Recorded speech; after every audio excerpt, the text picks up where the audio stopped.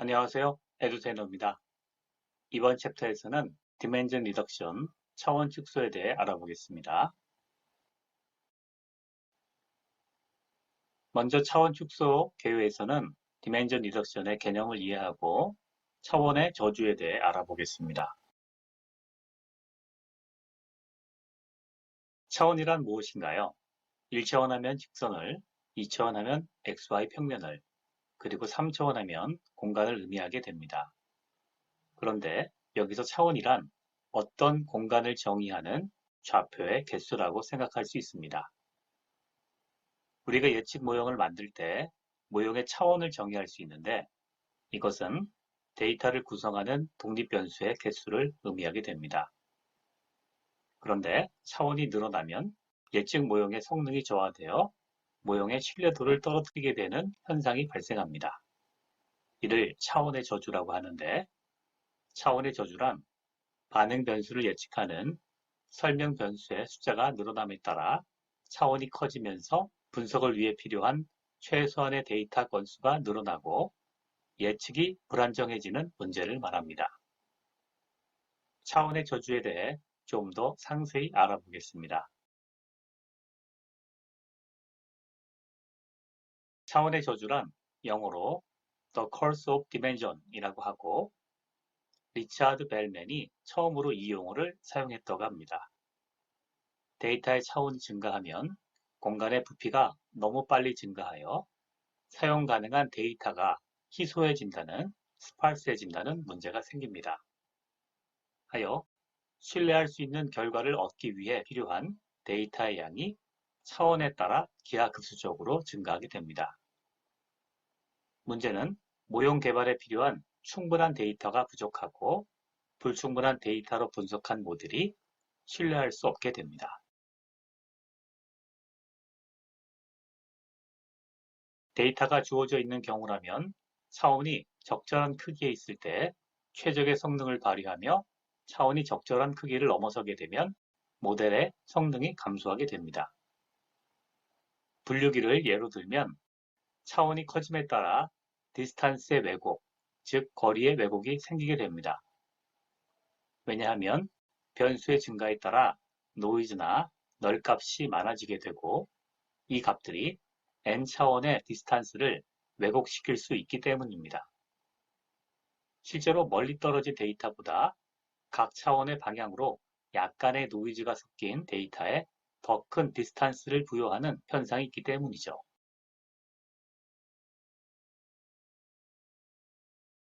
스캇과 텀스는 The Empty Space Phenomenon, 빈 공간 현상으로 차원의 저주를 설명합니다. 고차원 공간에서는 본질적으로 데이터가 희박할 수밖에 없고 주어진 공간을 레귤러 셀로 나눴다고 가정할 때 셀에 가장 많이 존재하는 클래스를 그 셀의 클래스로 생각하면 비어있는 empty 셀이 존재할 경우 모델에 문제가 발생합니다. 따라서 모든 셀을 채우기 위한 데이터의 수가 무수히 늘어나게 된다는 겁니다. 그림에 의해서 2차원 평면에는 빈 셀이 전체 9개 중에 2개지만 오른쪽 3차원 공간에서는 빈 셀이 전체 27개 중에 18개나 됩니다.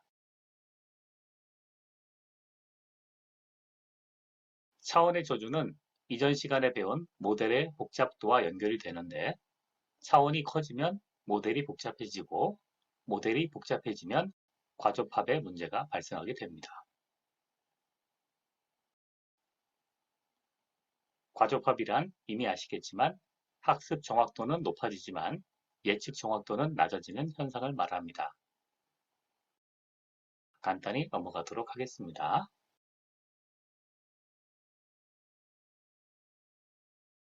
해서 이러한 문제가 많기 때문에 차원은 축소될 필요가 있다. 이렇게 결론이 납니다. 정리해 보겠습니다. 차원이 증가하는 경우의 문제점은 1. 모델 개발에 필요한 데이터의 양이 기하급수적으로 늘어나고 관리적인 문제가 발생합니다. 2. 고차원 데이터의 시각화가 어렵고 의미의 표현이 불가능하다. 3. 모형의 복잡도가 증가함에 따라 성능이 떨어지고 오버피팅 문제가 발생한다. 이러한 문제점들이 있습니다. 해서 차원은 축소될 필요가 있습니다. 관측 데이터를 잘 설명하는 잠재 차원을 탐색하여 차원을 축소하게 되면 분석에 필요한 시간적, 공간적 요구를 줄일 수 있고 데이터를 보다 쉽게 시각화할 수 있으며 의미 없는 변수나 잡음의 제거가 가능하게 됩니다.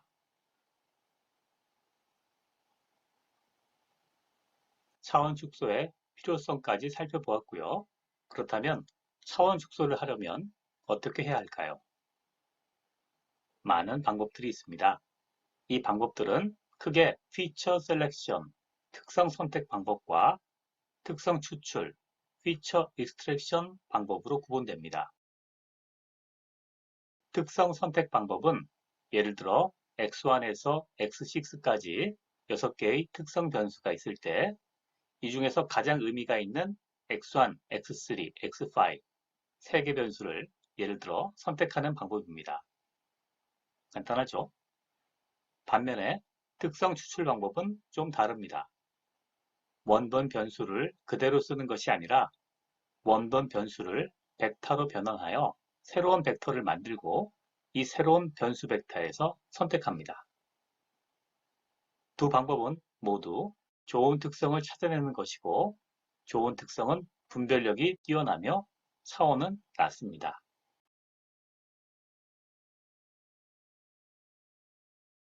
참고로 다양한 차원 축소의 방법들을 소개합니다. 다양한 방법들이 있음을 알 수가 있고요. 본 강의에서는 차원 축소의 방법들 중에 가장 많이 사용되는 PCA, Principal Component Analysis에 대해서 학습하게 됩니다. 그림에서 보듯이 Principal Component Analysis, 주성분 분석은 특성 추출에 의한 차원 축소법 중에 하나입니다.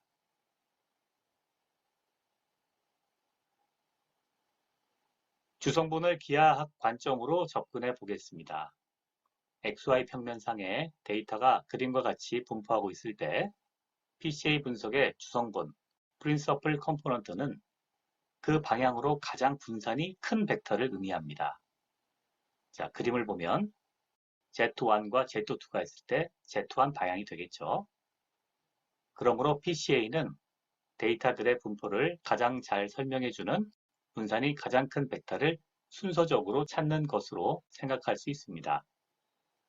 그림에서 Z1의 방향으로 데이터 분포의 분산이 가장 잘 설명된다는 것을 알 수가 있죠. 다음으로는 Z1 벡터에 수직하는 Z2 벡터를 찾게 됩니다.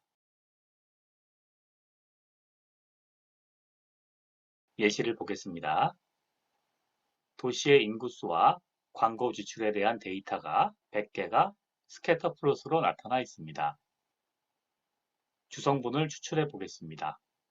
첫 번째 주성분은 100개의 관측치 모두에 가장 가까운 직선이 됩니다. 회귀 분석과 약간 비슷하죠? 그러나 차이가 있습니다. 차이는 거리의 계산이 주성분과 직교하는 거리를 계산한다는 점입니다. 즉, 프로젝션, 사형을 이용하는 것이죠. 주성분의 계산은 수식과 같은 최적화 문제를 푸는 것이 됩니다. 이 계산은 손으로는 할 수 없고 당연히 컴퓨터가 해주게 됩니다. 계산 결과 P개의 변수 x1, x2, xp의 첫 번째 주성분 Z1은 수식과 같이 원래 변수들의 정규화된 선형 결합으로 나타납니다.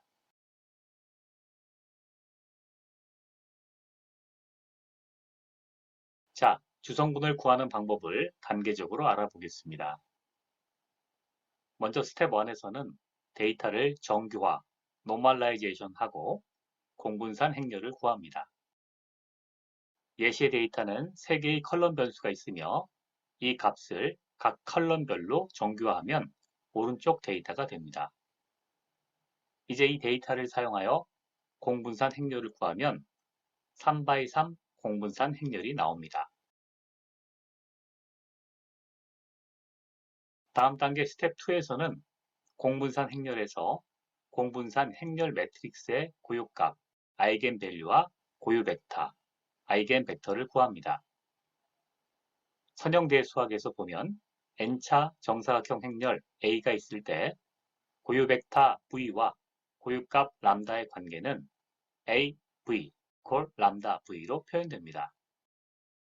개념적으로 보면 행렬은 회전 변환을 의미하는데 어떤 특별한 벡터 V는 행렬 A로 변환시켰을 때 자기 자신과 같은 방향이 되며 다만 크기만 람다배가 된다는 뜻이 됩니다. 이러한 벡터와 값을 각각 행렬 A의 고유 벡터와 고유값, 아이겐 벡터와 아이겐 밸류라고 부릅니다. 이 값들은 고맙게도 브라이틱스나 프로그램이 다 계산해 줍니다.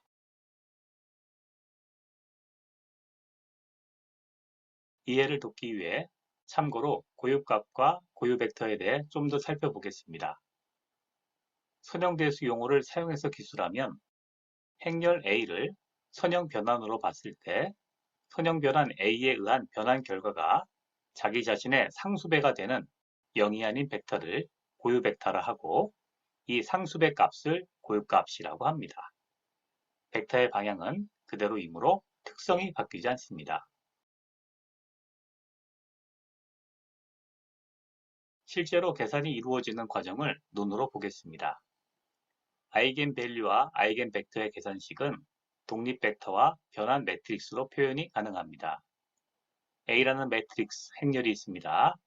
210, 010, -2, -1입니다.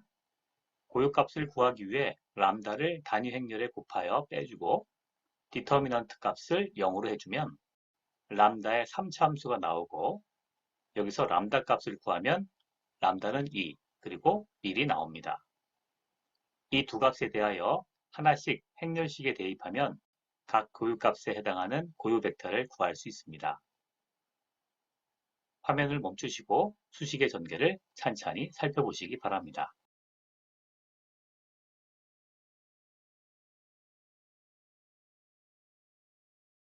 마지막 단계인 스텝 3에서는 설명되는 분산의 비율을 이용하여 데이터 내 분산을 설명하는 데 필요한 가장 적은 수의 주성분을 선택하는 것입니다. 원 데이터를 주성분에 프로젝션하면 주성분 변수를 생성할 수 있습니다. 이 값은 PCA 분석 함수를 사용하면 자동적으로 계산이 됩니다.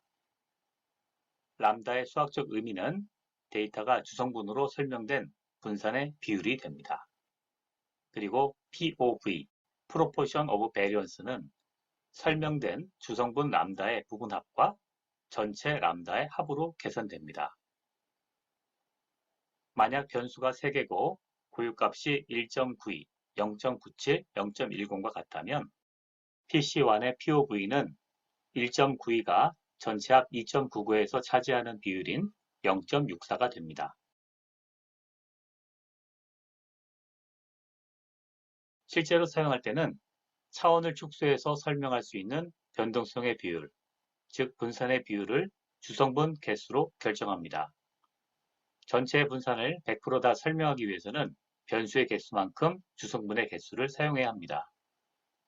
그러나 분산의 웬만큼을 설명하는 데에는 몇 개의 주성분으로 가능합니다. 아래쪽 POV 그래프를 보면 전체 13개 중에 5개의 주성분을 사용하여 80%의 분산을 설명할 수 있다는 것을 알 수 있습니다. 데이터 내 분산을 설명하는 데 필요한 가장 적은 수의 주성분을 선택하는 구체적 방법에 대해서 다음 시간에 예제를 통해서 자세히 살펴보도록 하겠습니다. 감사합니다.